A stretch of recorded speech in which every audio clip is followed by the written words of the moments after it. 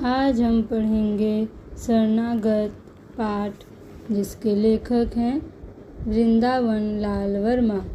श्री वृंदावन लाल वर्मा का जन्म 9 जनवरी 1889 को मऊ रानीपुर, झांसी, उत्तर प्रदेश में हुआ था। सन 1909 में इनका नाटक सेनापति उदल छपा, परंतु वह पराधीनता का युग था, इसलिए ब्रिटिश सरकार द्वारा इसे जब्त कर लिया गया। सन 1920 तक ये छोटी छोटी कहानियाँ लिखते रहे तथा 1921 में निबंध लेखन प्रारंभ किया। वर्मा जी ने अनेक उपन्यासों की रचना की है, जिनमें मृगनयनी, गढ़कुंडार, परित्यागत, कुंडली चक्र, विराट की पद्मिनी, झांसी की रानी, कचनार, टूटे कांटे, अमरबेल, भुवन विक्रम आदि उल्लेखनीय हैं। इनके शरणागत, कलाकार का दंड आदि 7 कहानी संग्रह भी प्रकाशित हो चुके हैं। वर्मा जी की अधिकांश रचनाएं ऐतिहासिक पृष्ठभूमि पर रचित है। परलगन, संगम, परित्यागत, प्रेम की भेंट, सोना, अमरबेल इनके सामाजिक उपन्यास हैं। इनका निधन 23 फरवरी 1969 को हुआ। शरणागत। रज्जब अपना रोजगार करके ललितपुर लौट रहा था। साथ में स्त्री थी और गांठ में 200-300 की बड़ी रकम। मार्ग बिहड़ था और सुनसान। ललितपुर काफ़ी दूर था। बसेरा कहीं न कहीं लेना ही था, इसलिए उसने मणपुरा नामक गांव में ठहर जाने का निश्चय किया। उसकी पत्नी को बुखार हो आया था। रकम पास में थी और बैलगाड़ी किराए पर करने में खर्च ज़्यादा पड़ता था, इसलिए रज्जब ने उस रात आराम कर लेना ही ठीक समझा। परंतु ठहरता कहाँ? जात छिपाने से काम नहीं चल सकता था। उसकी पत्नी नाक और कानों में चांदी की बालियां डाले थी और पैजामा पहने थी। इसके सिवाय गांव में बहुत से लोग उसको पहचानते भी थे। उस गांव के बहुत से कर्मण्य और अकर्मण्य ढोर खरीद कर ले जा चुका था। अपने व्यवहारियों से उसने रात भर के बसेरे के लायक स्थान की याचना की, किंतु किसी ने भी मंजूर न किया। उन लोगों ने अपने ढोर रज्जब को अलग अलग और लुके छिपे बेचे थे। ठहरने में तुरंत ही तरह तरह की खबरें फैलती, इसलिए सबने इनकार कर दिया। गांव में एक गरीब ठाकुर रहता था। थोड़ी सी जमीन थी, जिसको किसान जोतते थे। निज का हल बैल कुछ भी न था, लेकिन अपने किसानों से 2-3 साल का पेशगी लगान वसूल कर लेने में ठाकुर को किसी विशेष बाधा का सामना नहीं करना पड़ता था। छोटा सा मकान था, परंतु उसको गांव वाले गढ़ी के आदर व्यंजक शब्द से पुकारा करते थे और ठाकुर को डर के मारे राजा शब्द से संबोधित करते थे। सामत का मारा रज्जब इसी ठाकुर के दरवाजे पर अपने ज्वरग्रस्त पत्नी को लेकर पहुंचा। ठाकुर पौर में बैठा हुक्का पी रहा था। रज्जब ने बाहर से ही सलाम करके कहा, दाऊजू, एक विनती है। ठाकुर ने बिना एक रत्ती भर इधर उधर हिले डुले पूछा, क्या? रज्जब बोला, मैं दूर से आ रहा हूँ, बहुत थका हुआ हूँ। मेरी औरत को जोर से बुखार आ गया है। जाड़े में बाहर रहने से न जाने इसकी क्या हालत हो जाएगी। इसलिए रात भर के लिए कहीं 2 हाथ जगह दे दिए जाए। कौन लोग हो? ठाकुर ने प्रश्न किया। हूँ तो कसाई, रज्जब ने सीधा उत्तर दिया। चेहरे पे उसके बहुत गिड़गिड़ाहट थी। ठाकुर की बड़ी बड़ी आँखों में कठोरता छा गई। बोला, जानता है यह किसका घर है? यहाँ तक आने की हिम्मत कैसे की तूने?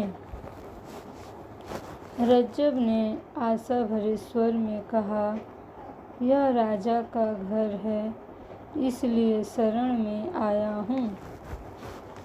तुरंत ठाकुर की आँखों की कठोरता गायब हो गई। जरा नरम स्वर में बोला, किसी ने तुमको बसेरा नहीं दिया? नहीं महाराज, रज्जब ने उत्तर दिया। बहुत कोशिश की, परंतु मेरे खोटे पेशे के कारण कोई सीधा नहीं हुआ और वह दरवाजे के बाहर ही एक कोने से चिपट कर बैठ गया। पीछे उसकी पत्नी कराहती कांपती हुई गठरी सी बनकर सिमट गई। ठाकुर ने कहा, तुम अपनी चिलम लिए हो? हाँ सरकार, रज्जब ने उत्तर दिया। ठाकुर बोला, तब भीतर आ जाओ और तमाकू अपने चिलम से पी लो। अपनी औरत को भी भीतर कर लो। हमारी पौर के एक कोने में पड़े रहना। जब वे दोनों भीतर आ गए, ठाकुर ने पूछा, तुम यहाँ से कब उठकर जाओगे? जवाब मिला, अंधेरे में ही महाराज। खाने के लिए रोटियां बांधे हूँ, इसलिए पकाने की जरूरत न पड़ेगी। तुम्हारा नाम? रज्जब। थोड़ी देर के बाद ठाकुर ने रज्जब से पूछा, कहाँ से आ रहे हो? रज्जब ने स्थान का नाम बतलाया। वहाँ किस लिए गए थे? अपने रोजगार के लिए। काम तो तुम्हारा बहुत बुरा है। क्या करूं, पेट के लिए करना पड़ता है। परमात्मा ने जिसके लिए जो रोजगार मुकर्रर किया है वही उसको करना पड़ता है। क्या नफ़ा हुआ? प्रश्न करने में ठाकुर को जरा संकोच हुआ और प्रश्न का उत्तर देने में रज्जब को उससे बढ़कर। रज्जब ने जवाब दिया, महाराज, पेट के लायक कुछ मिल गया है। यूं ही ठाकुर ने इस पर कोई जिद नहीं की। रज्जब एक क्षण बाद बोला, बड़े भोर उठकर चला जाऊंगा, तब तक घर के लोगों की तबीयत भी अच्छी हो जाएगी। इसके बाद दिन भर के थके हुए पति पत्नी सो गए। काफ़ी रात गए। कुछ लोगों ने एक बधे इशारे से ठाकुर को बाहर बुलाया। एक फटी सी रजाई ओढ़े ठाकुर साहब बाहर निकल गया। आगंतुकों में से एक ने धीरे से कहा, दाऊजू, आज तो खाली हाथ लौटे हैं। कल संध्या का शगुन बैठा है। ठाकुर ने कहा, आज जरूरत थी, खैर कल देखा जाएगा।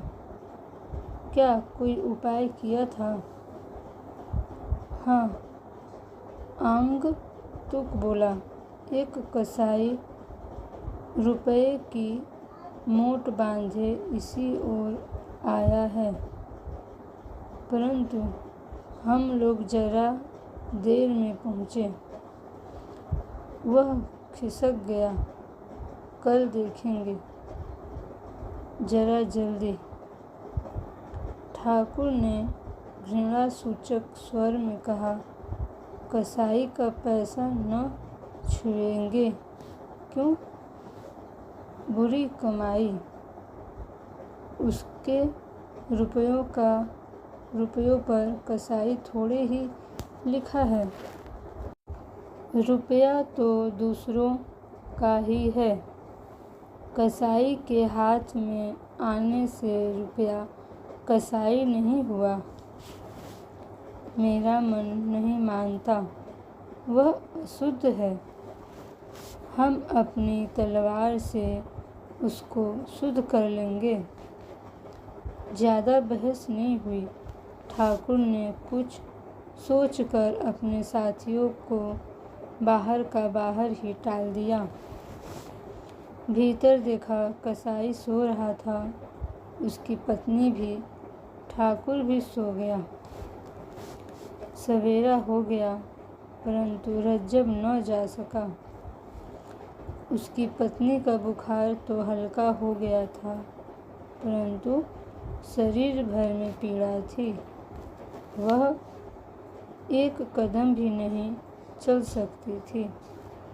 ठाकुर ने उसे वहीं ठहरा हुआ देखकर कुपित हो गया। रज्जब से बोला, मैंने खूब मेहमान इकट्ठे किए हैं। गांव भर थोड़ी देर में तुम लोगों को मेरी पौर में टिका हुआ देखकर तरह तरह की बकवास करेगा। तुम बाहर जाओ और इसी समय। रज्जब ने बहुत विनती की, किंतु ठाकुर न माना। यद्यपि गांव उसके दबदबे को मानता था, परंतु अव्यक्त लोकमत का दबदबा उसके मन पर भी था। इसलिए रज्जब गांव के बाहर सप्तनिक एक पेड़ के नीचे जा बैठा और हिंदू मात्र को मन ही मन कोसने लगा। उसे आशा थी कि पहर आध पहर में उसकी पत्नी की तबीयत इतनी स्वस्थ हो जाएगी कि वह पैदल यात्रा कर सकेगी, परंतु ऐसा न हुआ। तब उसने एक गाड़ी किराए पर कर लेने का निर्णय किया। मुश्किल से एक छोटी जाति का व्यक्ति काफ़ी किराया लेकर ललितपुर गाड़ी में जाने के लिए राजी हुआ। इतने में दोपहर हो गई। उसकी पत्नी को जोर का बुखार हो आया। वह जाड़े के मारे थर थर काँप रही थी। इतने की रज्जब की हिम्मत उसी समय ले जाने की न पड़ी। गाड़ी में अधिक हवा लगने के भय से रज्जब ने उस समय तक के लिए यात्रा को स्थगित कर दिया, जब तक कि उस बेचारी की कम से कम कंपकपी बंद न हो जाए। घंटे डेढ़ घंटे बाद उसकी कंपकपी बंद हो गई, परंतु ज्वर बहुत तेज हो गया। रज्जब ने अपनी पत्नी को गाड़ी में डाल दिया और गाड़ीवान से जल्दी चलने को कहा। गाड़ीवान बोला, दिन भर तो यहीं लगा दिया, अब जल्दी चलने को कहते हो। रज्जब ने मिठास के स्वर में उससे फिर जल्दी करने के लिए कहा। वह बोला, इतने किराए में काम नहीं चल सकेगा, अपना रुपया वापस लो, मैं घर जाता हूँ। रज्जब ने दांत पीसे कुछ क्षण चुप रहा, सचेत होकर कहने लगा, भाई, आफत सबके ऊपर आती है। मनुष्य मनुष्य को सहारा देता है, जानवर तो देते नहीं। तुम्हारे भी बाल बच्चे हैं, कुछ दया के साथ काम लो। कसाई को दया पर व्याख्यान देते सुनकर गाड़ीवान को हंसी आ गई। उसको टस से मस न होता देखकर रज्जब ने और पैसे दिए। तब उसने गाड़ी हाँकी। 5-6 मील चलने के बाद संध्या हो गई। गांव कोई पास में न था। रज्जब की गाड़ी धीरे धीरे चली जा रही थी। उसकी पत्नी बुखार में बेहोश सी थी। रज्जब ने अपनी कमर टटोली, रकम सुरक्षित बंधी पड़ी थी।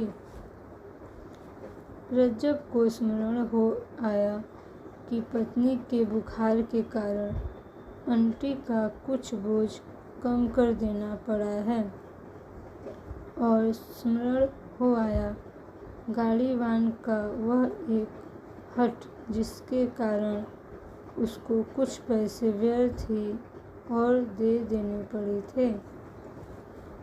उसे गाड़ीवान पर क्रोध था, परंतु उसको प्रकट करने की उस समय उसके मन में इच्छा न थी।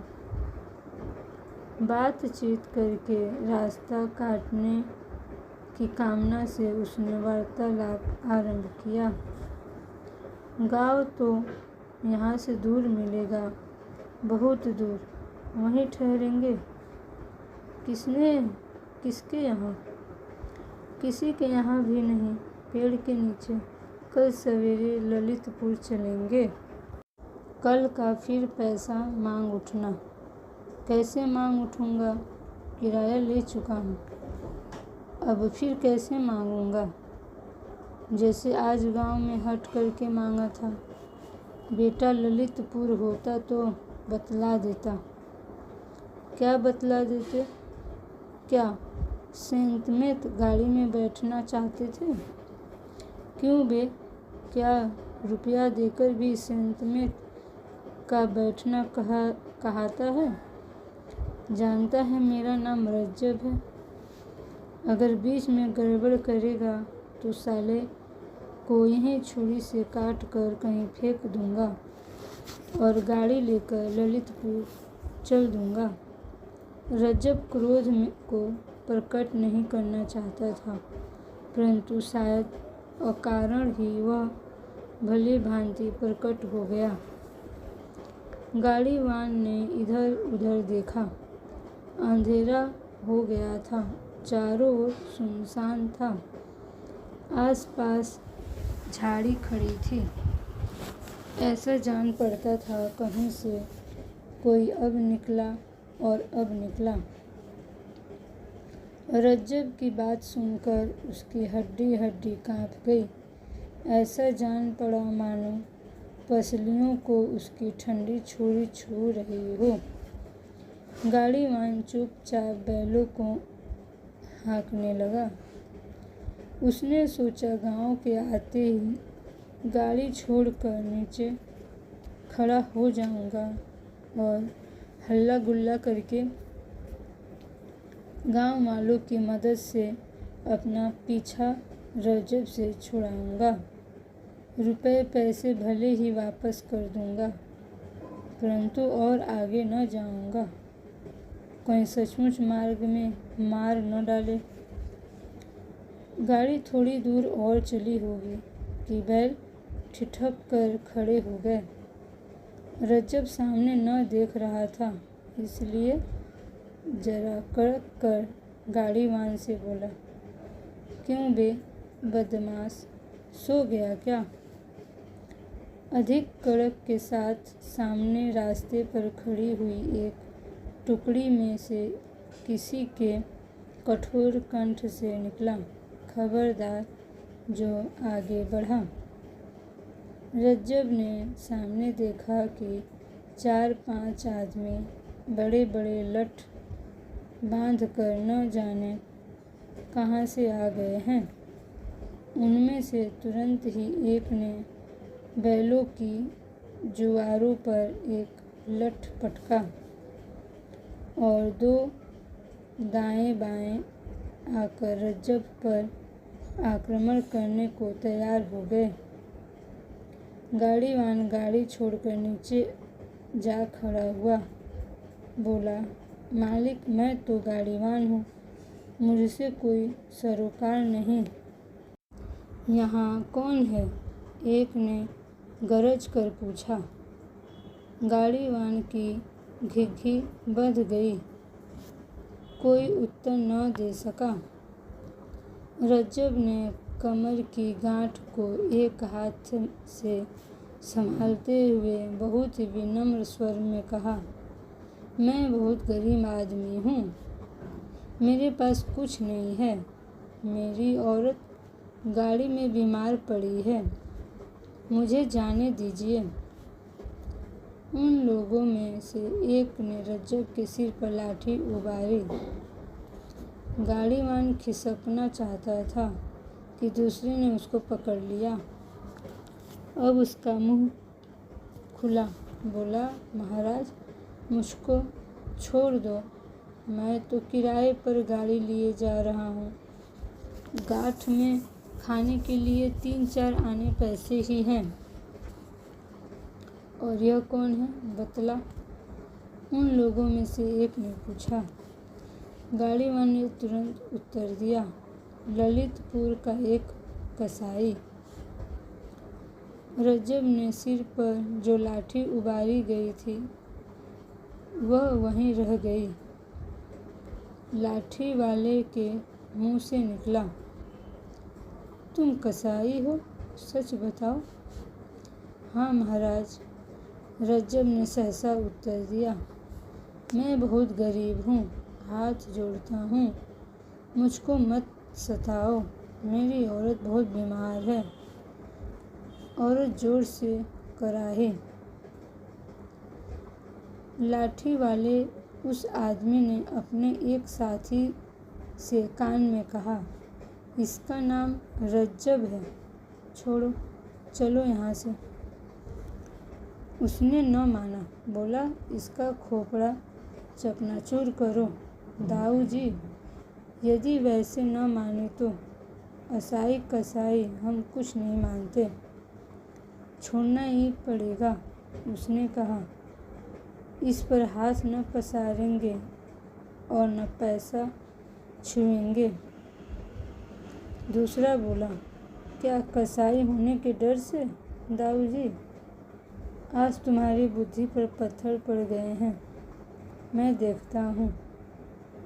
और वह तुरंत लाठी लेकर गाड़ी पर चढ़ गया।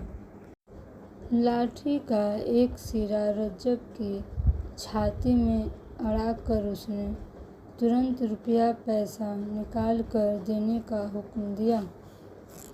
नीचे खड़े हुए उस व्यक्ति ने जरा तीव्र स्वर में कहा, नीचे उतर आओ, उससे मत बोलो, उसकी औरत बीमार है।